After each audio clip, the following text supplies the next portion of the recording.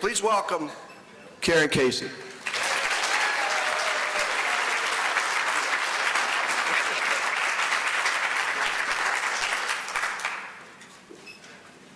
Like a good codependent, I have lots of notes.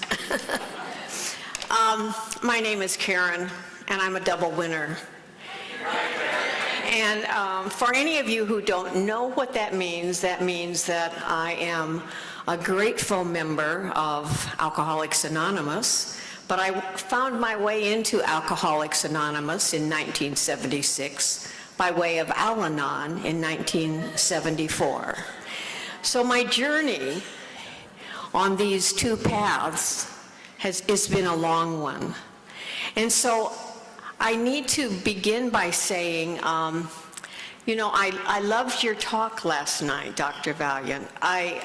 I'm not standing up here as a researcher, as a counselor, as a therapist. It's true I've written a lot of books and I have done a lot of speaking, but really my program here today, my life on a day-to-day basis is simply about being in recovery and what that actually means. And so when Ed asked me if I would come and speak, and I kind of thought, what is he really looking for? And I decided, since I didn't have any of specific qualifications other than being just an ordinary woman in AA, an ordinary woman in recovery, that was probably the best thing I could talk about. Just to tell you a bit about who I was and what happened and how my life is now. Because the people you're going to come across in your caring communities are people that looked maybe like me, but can look like I look now, because I simply am the face of a woman in long-term recovery. As I said, my journey, let me back up a little. I grew up in Indiana, Lafayette, Indiana, as a matter of fact. Moved to Minnesota in '64. But my youth in Indiana was fraught with not an alcoholic system, but a rageaholic system, which, if you don't know what that's like, it's a lot like alcoholism. You learned to tiptoe around in my family because my dad was always angry about something. And early in my recovery, I found out about that fear, found out where it had come from, and I'll get to that later. But as a kid, there was just this sense of always waiting for the other shoe to drop. He was angry. My mother was fearful and resentful. Like I say, it looked like an alcoholic system.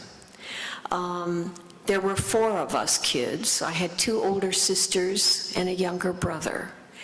And it felt as though I needed to be the protector in the family. I needed to protect my mother from my dad's constant criticism. I needed to protect my younger brother from the bullying that occurred all the time. And so I became my dad. I became just like him, a person of great and easy anger, of rage over the simplest things. So that's what it looked like for me.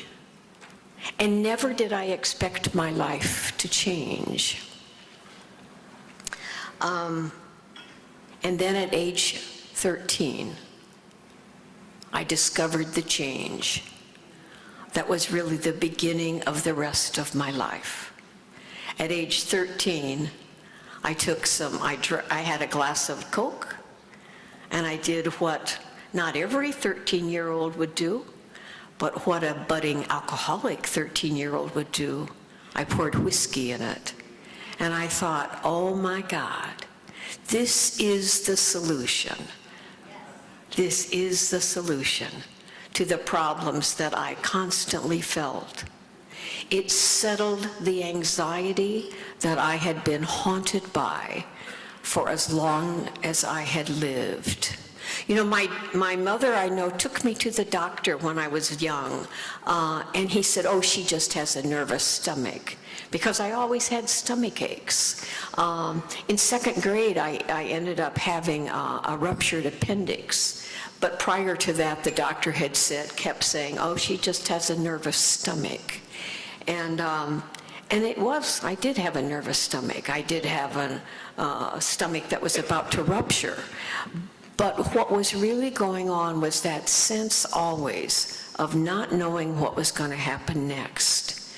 And when I took that first drink, I thought, aha, this is a way of knowing what's going to happen next. I know now a way to feel the kind of joy that we heard about last night. I know now a way of feeling connected, even though it wasn't connection with any reality to it. You know, I simply quit worrying as I drank.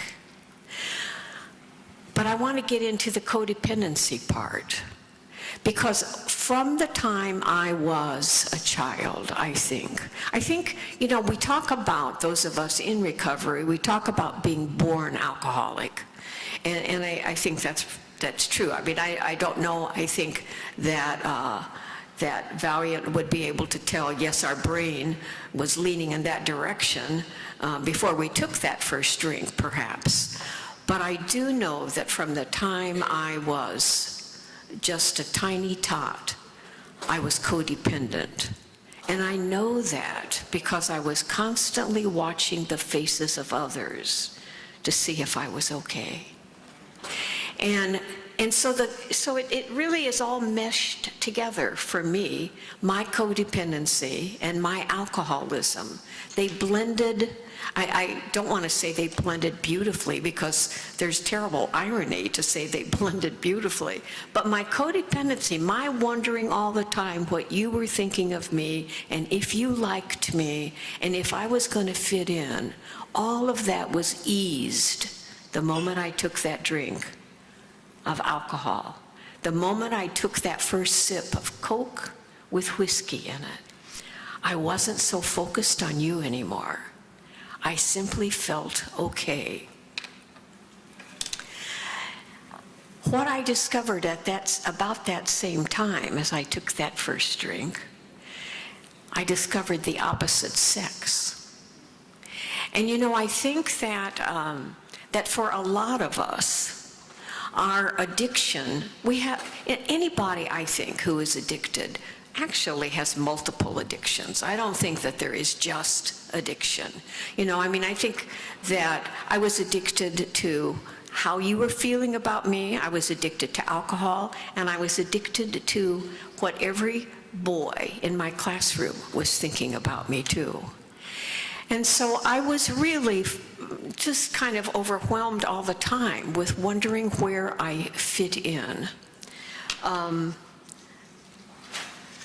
You know, I think, I want to say here at the beginning that there is nothing in my life that has occurred, nothing from childhood on, that I feel was not an intentional part of the journey that I was intended to have, that brought me here to you today.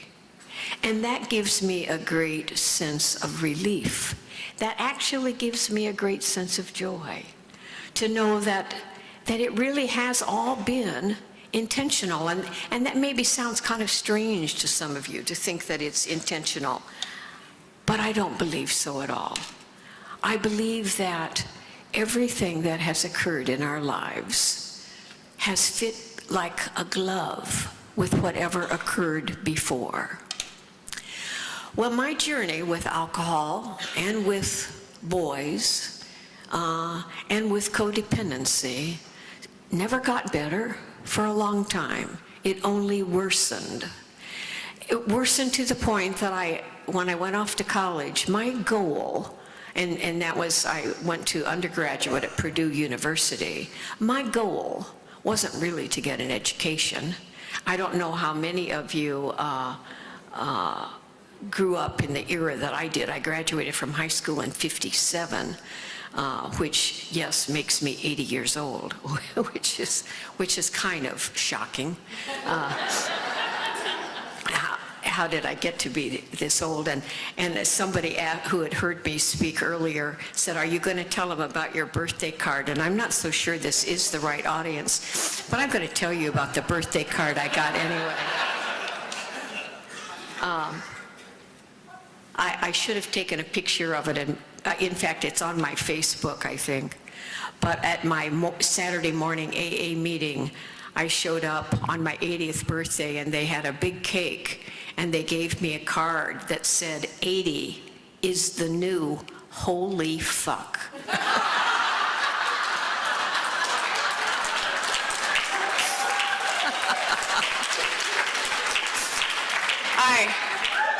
I assure you, it will be a card that I never discard. You know, who knew what it was, that it was going to come as quickly as it came? You know, it's like 70 seems so long ago now, and 90 seems so doggone close. You know, so yes, indeed, 80 is the new holy fuck. But back to some of those things that happened to me as a kid that I want to hit on, because I know that you're all members of the caring community. Some of you are counselors, some of you are clergy, some of you are simply here out of interest because you're in recovery just like me. But I want to mention a few of the things, and I don't know whether to call them highlights or lowlights of my own life, because of how important they were in who I was to become.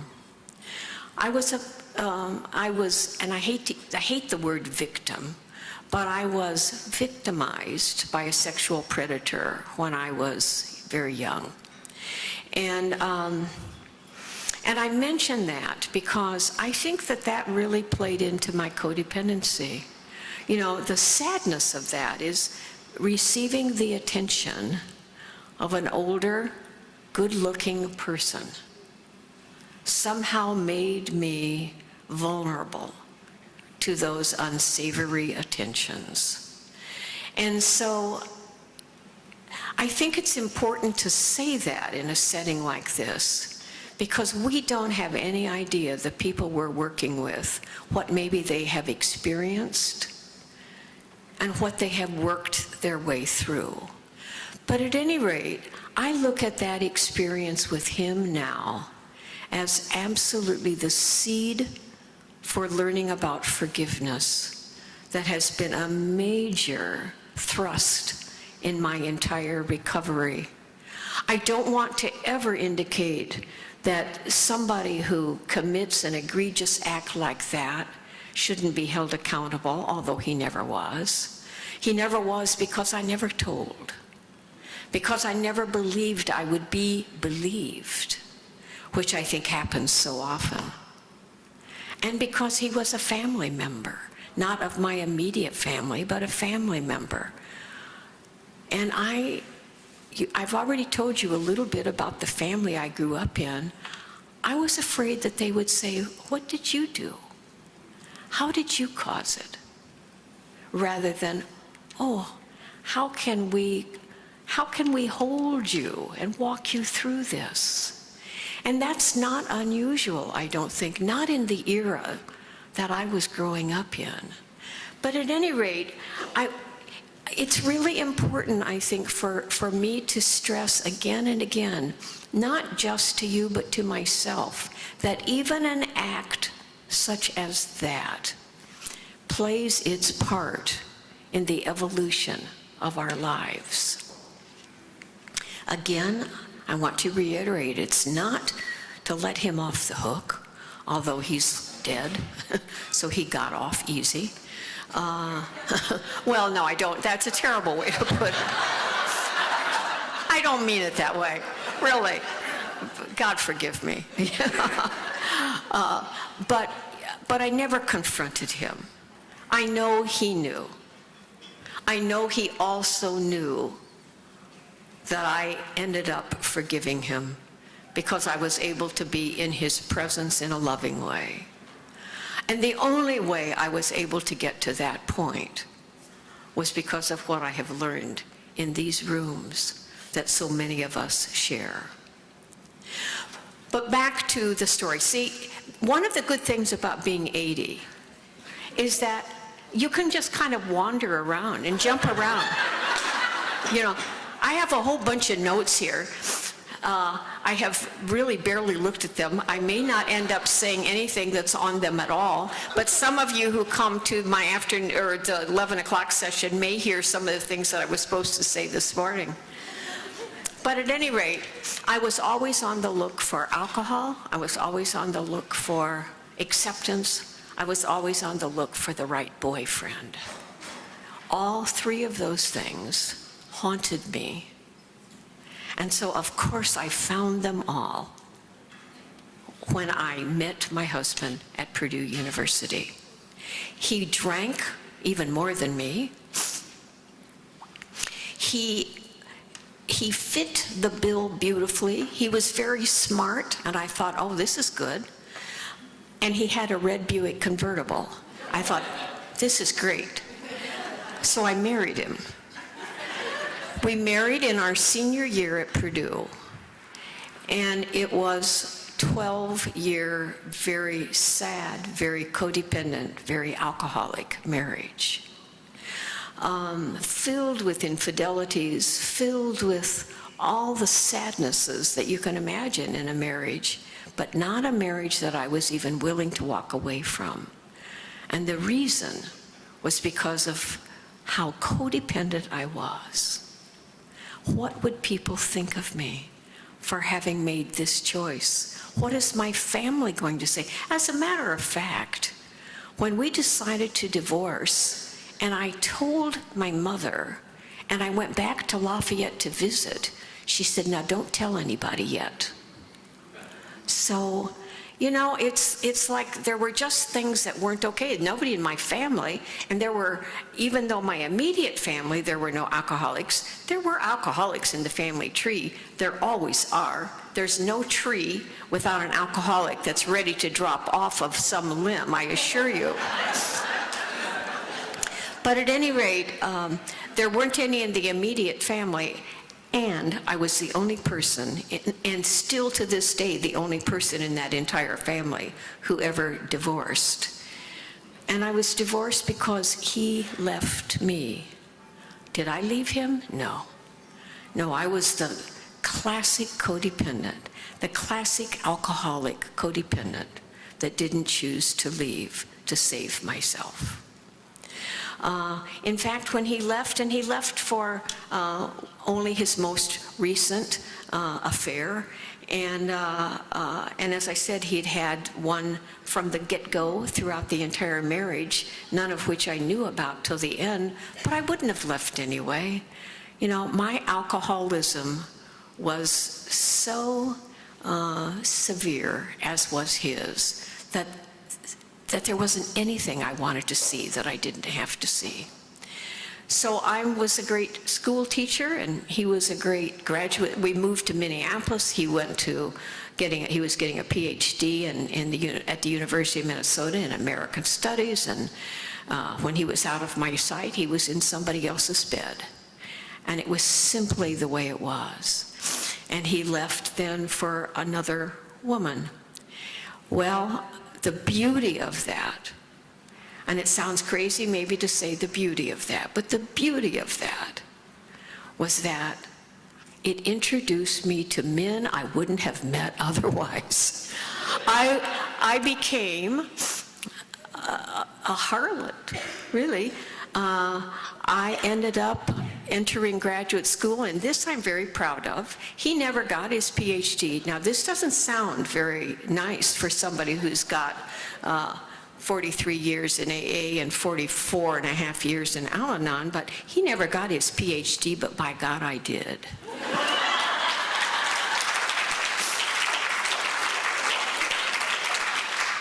I had never planned to go to graduate school, but my life was, I was at such disarray. He left.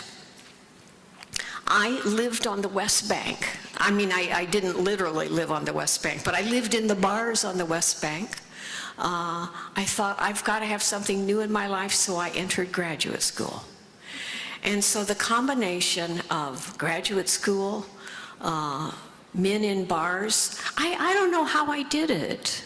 I thought I was so cute. You guys, I pranced around all over the West Bank in my cowboy boots. At that point in time, I had long hair, tight jeans. Anybody that looked like me could attract a man in a bar. And so I did, one after another after another. The only way I know that I managed to get through all of those years was that I had a protector. And anybody sitting in this room right now who is in recovery also had a protector. I know that God had another plan for me. And it wasn't to spend my life just hanging in the bars. It wasn't to spend my life, the amazing thing, you guys, when I first applied to graduate school, they turned me down because my undergraduate grades were so lousy because I was so busy drinking as an undergraduate. I was on social probation at Purdue University. And so University of Minnesota said, no, your grades aren't good enough. So they said, go take a bunch of courses and reapply. I did. I got all A's. I got in by the grace of God. My drinking didn't end at all for a while. But what did happen is one bad relationship after another is what ultimately led me into the rooms of Al-Anon in 1974. And I don't think it makes one whit of difference how it is we end up finding our way into a better lifestyle. I found my way into the rooms of Al-Anon because I was involved with a really sick drunk who went through treatment at the Veterans Hospital, and his counselor said, little lady, and that's exactly what he called me, little lady, you need to go to Al-Anon. And I walked into Al-Anon, and I had no idea what to expect. I walked in, and as I was coming down the hall, and it was at the Unitarian Church on Mount Curve, and that was in the neighborhood where I lived at that time, right across from Loring Park. And I could hear the laughter, and I thought evidently that was the wrong room, but I went ahead and you don't know what to expect when you've never been to a meeting before. So I walked in and looked around, and then I saw on the wall the 12 steps and the 12 traditions, which I really didn't know what they were. But I looked at them and thought, well, this is not for me because it's talking about God. And after all, graduate students don't believe in God. So I just thought, but I was too embarrassed to walk out. So I thought, well, I'll just sit down for a moment. And I listened to people share. And as we all hear, as Yolanda shared, you hear your story. I heard my codependency story. I didn't hear my alcoholic story. But codependency for me preceded my alcoholism. And I don't think that's unusual. I think that for a lot of us, maybe, our codependency came first. How do you feel about me? You're not looking at me? Oh, maybe a drink will make me feel better. I think for a lot of us who end up in AA ultimately, it's because of our codependency initially. But at any rate, I sat there and there was all of this warmth and laughter and kindness. And so I thought, well, I don't even have to worry about those steps and those traditions. I'm just going to soak up how good it felt. It felt like something might change. That's what we're about, you guys. We're about offering change to people. They sent me home with One Day at a Time in Al-Anon. I didn't have any idea what that really was, and went home and sat down and lit a cigarette. Thought, oh well, this is simple, you know, one little message per page. I read the whole book. Thought, I'll get this, you know, I'll get this program real quick. I mean, the irony is to think that then I ultimately, I mean, this is God's joke. God is always playing jokes on us, that I have written, I don't know how many meditation books since then. I had no idea that was a meditation book. But isn't that funny? I mean, isn't that funny that that's how God introduced me to the rest of my life? So I went back that next Thursday, and they said, how are you? And I said, just fine, I read the book. And I really thought that meant I was just fine. Well, that was a lot of years ago. You know, I loved it when George, do you mind if I call you George? I loved it when he said last night that it's about a home group, but it's also about multiple meetings. You guys, I've been in AA and Al-Anon for a lot of years. I go to 5 meetings a week. Now, does that mean I'm really sick? Yeah, probably. But actually, what it means is exactly what he said last night, the joy you feel from the connection that we make at those meetings. Now, I have not gone to OA. I have many friends in OA. I have 2 sister-in-law. I have a sister-in-law in Howe, which is an OA program. But I know what happens to us at those meetings. And I just hunger for those meetings. I'm missing the meeting this morning that gave me that great card, that 80 is the new Actually, I'm the trusted servant at that meeting, so my husband is there doing my duty this morning. But at any rate, I go to 5 meetings a week because I love being in the presence of all of us who are not only making a difference in our lives, but we are learning how to continue to make a difference in the lives of others. I'd like to be able to say, I better look at my watch. I'd like to be able to say that all of my years in AA and Al-Anon have been easy. They have not. I have never had the desire to pick up another drink. You know, when I went, I need to tell you about the first AA meeting I went to. I was in another bad relationship. We were in a couples group. There were 6 couples. All 5, the other 5 couples had shared week after week after week. And then it was our turn to share. But the hour was me, because he never showed up. For 5 weeks, he never showed up. Codependent? I think so. I kept going. And guess what? Every week, I had even a better excuse than the preceding week for why he wasn't able to be there. Because I wanted to, of course, not make myself look so bad. I didn't want them to think, why would she be with a loser that never shows up? So on the 6th week, she said, maybe we ought to hear from you, Karen. So I thought, okay. And I just began to share a little bit about my story, not even thinking that I was revealing who I really was. You know, I shared about my drinking. I didn't share all about my drinking.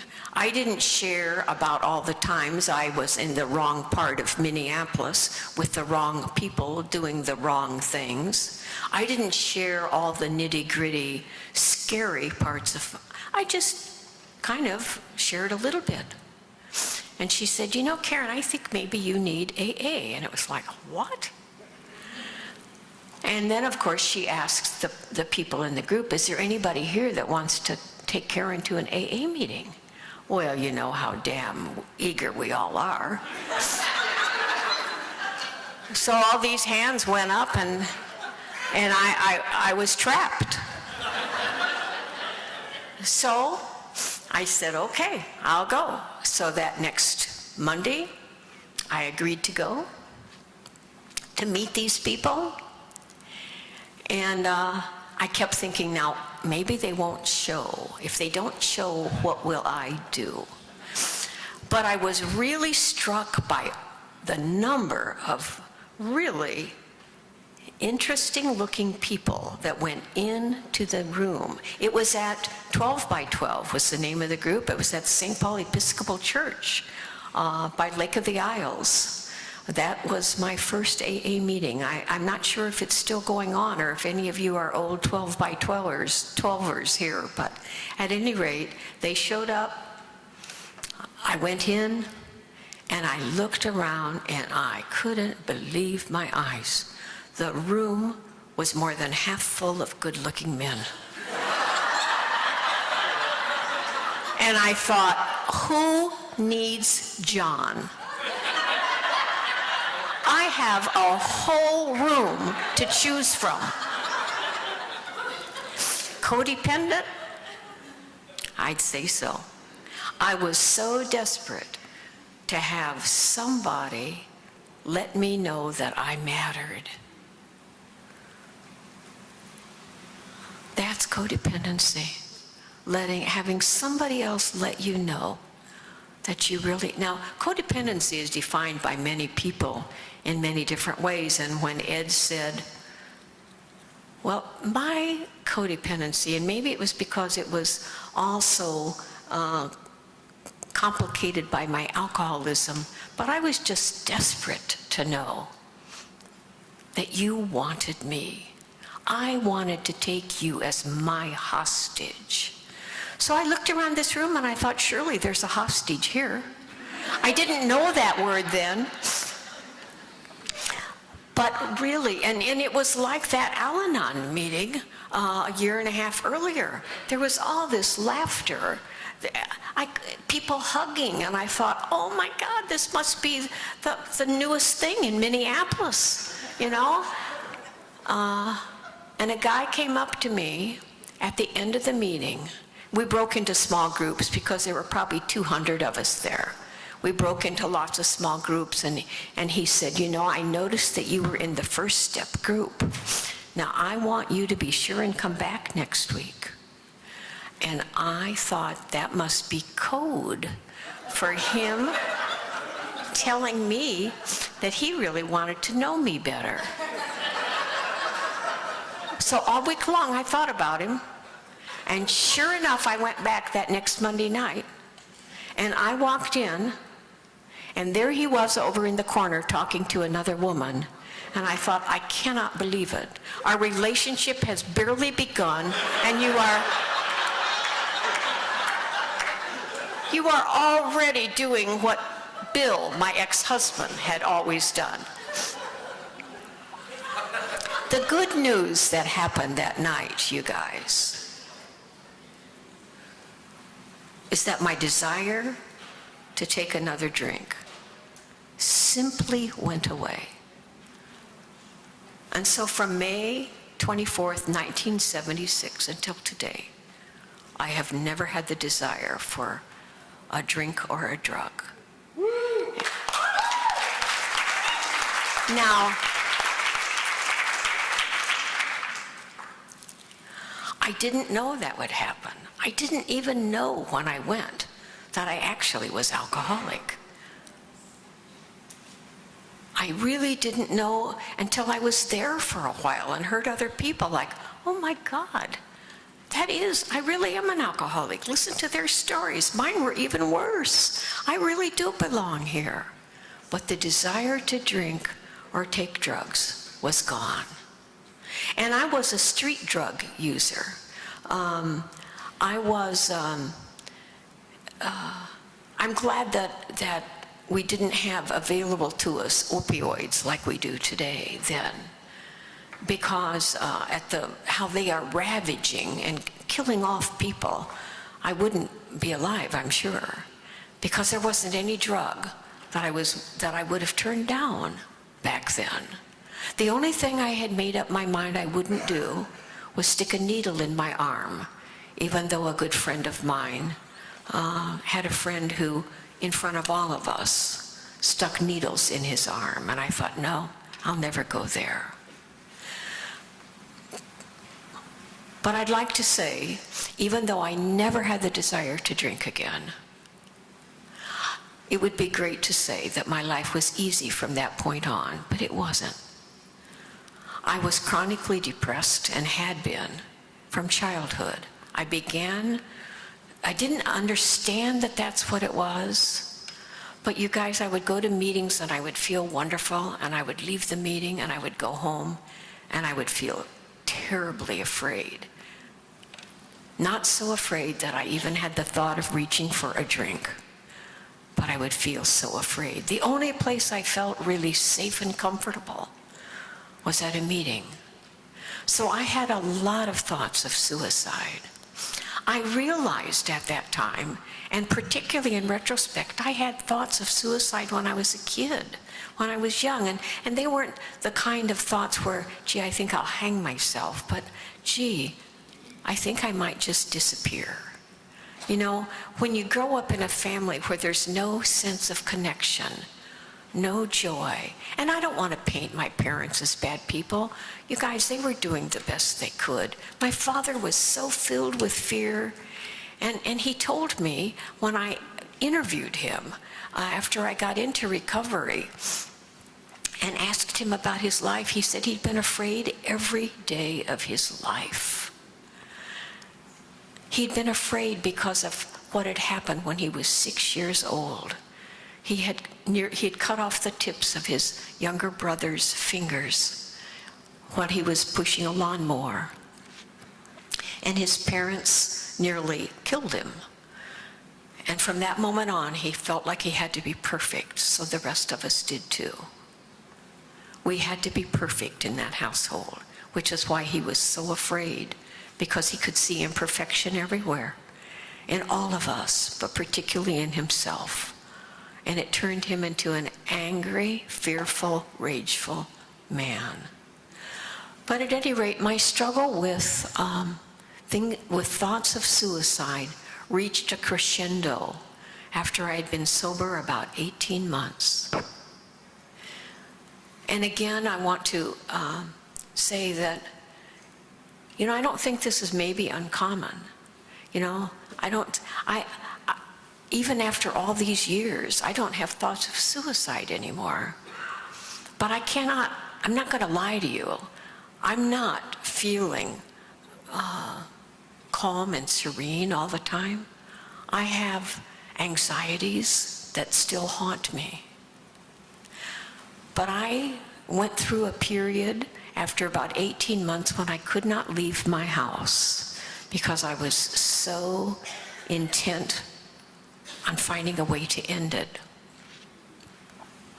So one day, I rolled up all the towels. I lived in a one-bedroom apartment. I rolled up all the towels with the intent of plugging them in on the windowsills in this little one-bedroom apartment, because I was simply going to turn on the gas. And I had absolutely no thought about, oh, poor me. It was just like, oh, freedom. And I think that for a lot of people that end up taking their lives, it simply feels like freedom from the pain of what they're feeling. And so I was all ready. The towels were rolled up on the kitchen table. The next act was to stuff them in the windows. And there was a knock on the door. I was not expecting anybody. Another knock on the door. And I finally walked over to the door and I said, "Who is there?" And I heard a voice, a woman's voice, and she said, "Pat." And I didn't know anybody named Pat. And I said, what do you want? And she said, we have an appointment. It's like, oh my gosh. And it was certainly nothing I remembered, so I opened the door just a crack. She kind of brazenly pushed the door aside, and there stood this absolutely beautiful, tall, red-haired woman with her hair in a bun.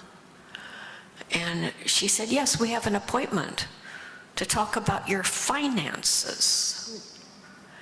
And she opened up her daily planner. Remember back in the days of daily planners? Sure enough, there was my name. And I lived in a $100 a month apartment. At this point in time, I was an instructor at the University of Minnesota, making not a whole lot more than $100 a month. But at any rate, she insisted we had an appointment. I felt, I mean, you know, somebody who's about ready to commit suicide is not feeling very strong and vibrant. So I followed her into my kitchen. And she said, what's the matter? And I said, you know, I'm really depressed. And she said, I know quite a bit about depression. My husband is a recovering alcoholic, and he has suffered from depression, and so have I. And she began to tell me a story about chemicalization. She said, there is a book by Catherine Ponder called The Dynamic Laws of Healing, and what you are experiencing is referred to in that book as chemicalization. You are on the precipice of another spiritual awakening. You simply have to be willing to reach across that chasm that you feel, because God is there, ready to take your hand and help you. And I just was dumbfounded.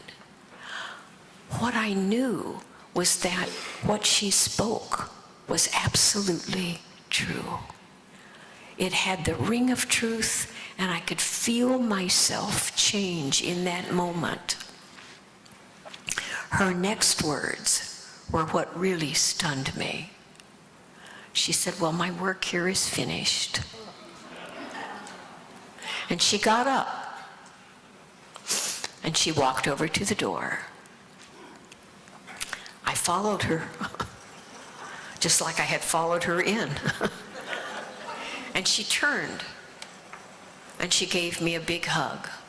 And she said, Karen, you're going to be just fine. And she walked out. I think I'd never seen her before, you guys. I never saw her again. I don't know how many of you believe in angels. You know, I mean, a lot of people kind of raise their eyebrows at the thought of angels. I absolutely am convinced that we are surrounded by hovering angels. From probably any of you in this room who are in recovery, some hovering angel pushed you in. You know, she was a hovering angel. Now, I'd like to be able to say that never from that day on did I have any struggle. Did I ever have any suicidal thoughts? But that would be a lie. Never did I ever, once after that, begin a plan for carrying it out. What happened, though, and again, I know this is part of God's plan for my life. I had discovered, I think I'm about to run over, I had discovered while in graduate school that something mystical happened for me every time I sat down to write a paper. Like, how many graduate students love writing papers? You could probably count them on one hand. Me? It was like, oh my God, it was like falling off a log. I loved it. Something magical happened every time I had sat down to write a paper throughout graduate school. What I didn't know then was that was God's way of trying to reach me. God was doing for me what I couldn't have done for myself. I got to tell you a story related to this. After I had written my dissertation, and I got sober right before writing my dissertation, I was a drunk all the way through my PhD program. Don't ask me a single question of any class I took during all those years. I wouldn't know the answer. You can ask me about my dissertation. I was sober. But at any rate, you know, they say that if you learn all this information while with a drunk mind, you probably don't remember it, and that could well be true. But at any rate, now I forgot what I was going to say. That happens too when you reach the age of 80. At any rate, what I think I was going to say, I know that God was always doing for me. God was preparing me for who I have become. And now that sounds so arrogant, and I don't mean it that way, but God was trying to help me see that I had work to do in this life as a writer. I was not ever able to have children. I had a lot of pregnancies. I was not able to have children. I now have a 4-year-old yellow lab who is probably, now, it's a good thing that I don't have children. They would hate it to hear me say this, but probably she's better than any daughter I might have had. But at any rate, I started writing as a way of feeling connected. I would go to those meetings, those home groups and those other meetings too, and feel the joy that George talked about last night, that sense of connection. And as I said, I would come home and I would feel suddenly empty until I sat down to write. That is, in fact, what ultimately became that first book, Each Day a New Beginning. It wasn't ever intended to be a book that anybody would read. It was my conversation with God. That it became a book was God's plan, not mine. The beauty of that is that I think that was God's way of saying, these are the children you will give birth to, all of the rest of these books. And you know, it's like I can't claim to even be the voice. All I can claim is to be the willing channel, to sit as it feels that God is speaking. And I don't want that to sound eerie and weird. All I mean is that when I sit down, and probably the same is true for you, George, you sit down to write something and you don't even know that you were thinking that. It just suddenly it appears before you, you know? And so I sit at the computer. The first 5 books I wrote longhand, and I thought, and I hired somebody to type them.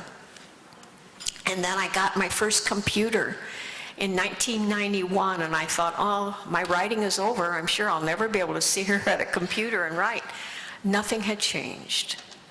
I sit, and I hope the same is true for you. I sit, and I do not know what happens. It just happens. All I know, you guys, and I guess all I'm trying to say, and I have been all over the board, and I really didn't say anything I was going to tell you about here. Look at all these pages. All I want to say and end with is that all we have to do is be willing. All we have to do is say, I'll do that. I have a good friend, a sponsee actually, down in Naples. That's where I live about 7 months of the year. You can imagine which months. Anyway, we've talked a lot about her son, who is an opioid heroin addict, and how we really make these contracts with others, I believe, on what we're going to learn, how we're going to be learning partners for each other in this life. And so she and I talked, and I said, you know, Julie, I think that before you were born into this life, you said, I'll be his mom. I think that somehow that's what we all decided. I'll be this person. I will show up and do this job. I will share my heart in this way. I will show that connection is possible. Whether it's in the rooms of AA or Al-Anon or OA or GA or NA, or at the grocery store. All we're asked to do, I think, is to show somebody else that they have mattered and make a connection with them. Any connection we make with somebody else simply might be the gift that they need in that moment to make a new decision for their life.